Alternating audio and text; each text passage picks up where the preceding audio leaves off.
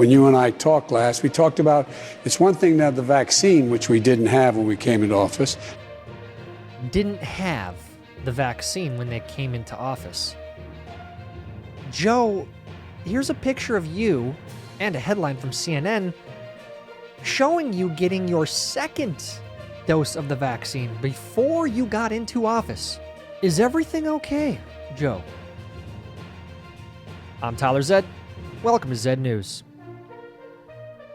Welcome to Zeducation, and welcome to another episode of Zed News. And today we are going to be focusing on Biden's week, gaffe-filled and blooper-filled week. It should be very, very concerning to every single American. And clips like the intro, they have been defending this as saying, oh, he misspoke. He misspoke. Okay, well, why does this happen so much? And I'm glad they're finally acknowledging that he misspoke, because he misspeaks a lot, as you're about to see. Also, on today's episode, we are going to take a look at how the media has been trying to prop up Joe Biden. They have become propagandists for Joe Biden. There is virtually no criticism of him at all when there should be plenty. So that's why we have to cover all of these gaffes on this channel, because the media fails to do so. They fail to do their job. But first, before we do that, we have to get into our 3 public service announcements of the day.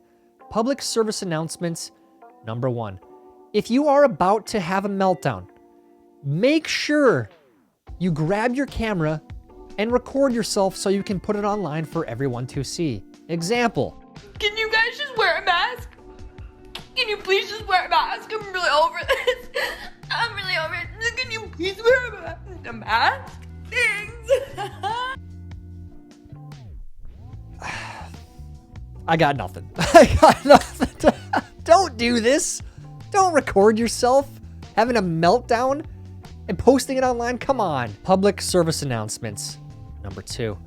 Make sure you keep the dog inside when the delivery guys come in. Thank you. Hey! Watch out! Can we just get a replay of this guy's scream? Hey! Watch out! Keep the dogs inside, guys. Keep the dogs inside. Public service announcements number 3. If you have not yet, please head over to my second channel, Zedcast.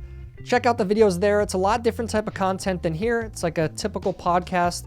We talk about a lot of news stories that we talk about on this channel, among many, many other things. So head over there, please subscribe. And as always, please support this channel by subscribing and making sure you have the bell clicked for notifications when new videos are uploaded. Now, a temperature check of the media and how they have been propping up Joe Biden with articles like this. Joe Biden, playing as Luigi, wins Mario Kart race against granddaughter at Camp David. The amount of courage it took to write this article in Newsweek.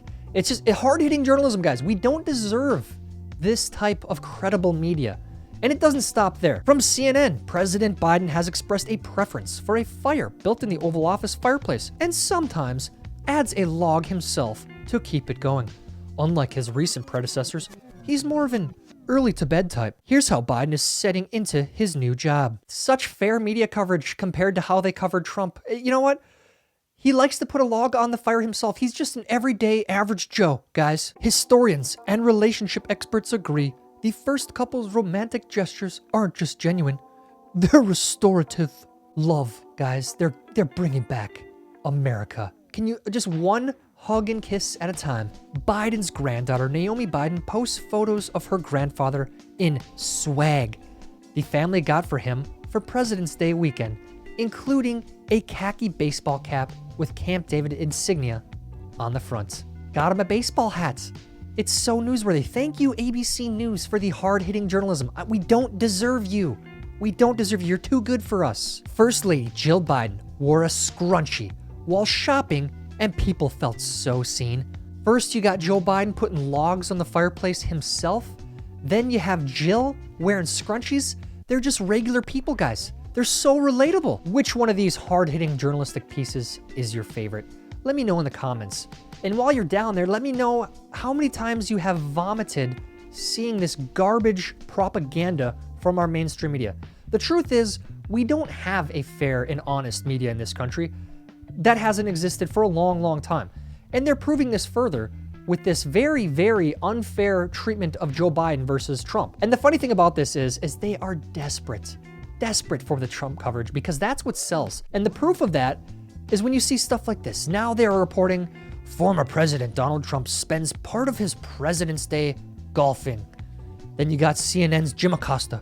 Trump was out playing golf today at his West Palm Beach golf course, per our photographer, Pete Morrison. They don't know what to do without him. All they can do is write these puff pieces for Joe Biden and wish they had Trump to cover. Because again, that's what's giving them ratings. That's what made them stay afloat in these past 4 years. And before we get to Joe Biden's gaffes of the week, and there are a lot to go over, just a forewarning, we have to take a look at his press secretary when she was asked questions like this. What is President Biden doing for my small business? First and foremost, he nominated a woman to lead the Small Business Administration. That's what Joe Biden is doing. He nominated a woman. I don't know how that's going to help your spreadsheets financially, help you employ people, help you get through the pandemic. I don't know what the gender has to do with any of that, but just know that first and foremost, that's the most important thing according to her. And as a reminder, multiple women have already been in charge of this office. Now on to Joe Biden's gaffes. Before we get to the CNN town hall, here was an interview that Joe Biden had the other day where it was a little bit awkward to say the least. Are you a freshman at the university? No. I'm teasing. You look like a freshman.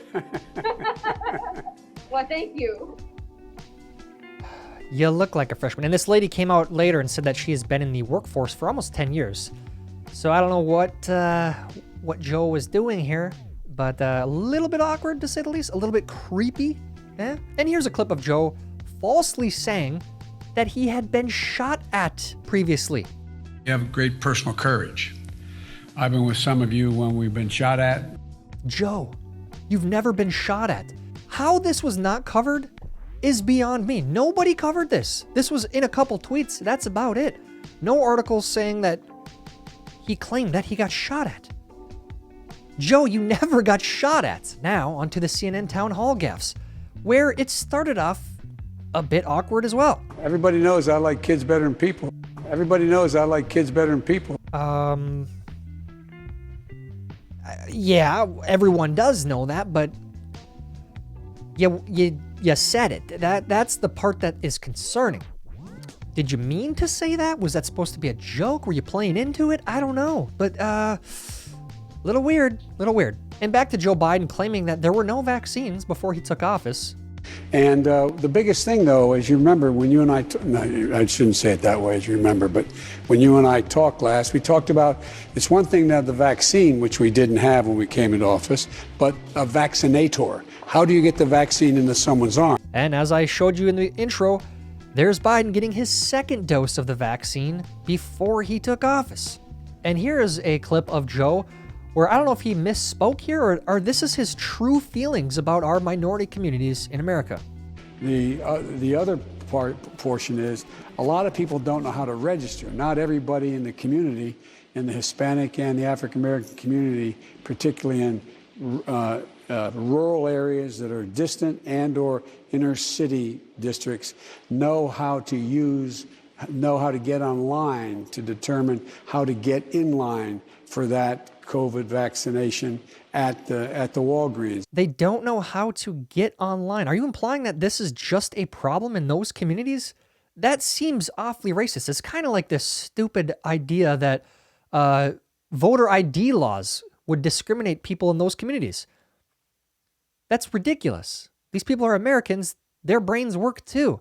But you're implying that they don't. So we're going to need some clarification on this, Joe, please.